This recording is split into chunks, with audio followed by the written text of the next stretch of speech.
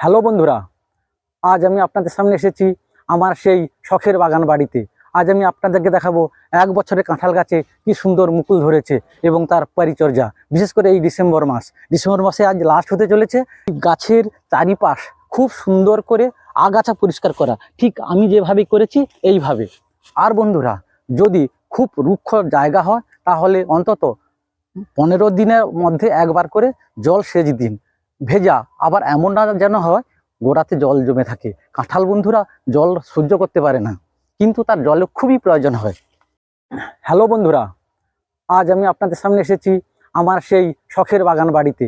আজ আমি আপনাদেরকে দেখাবো 1 বছরের কাঁঠাল গাছে কি সুন্দর মুকুল ধরেছে এবং তার পরিচর্যা। বিশেষ করে এই ডিসেম্বর মাসে আজ লাস্ট হতে চলেছে।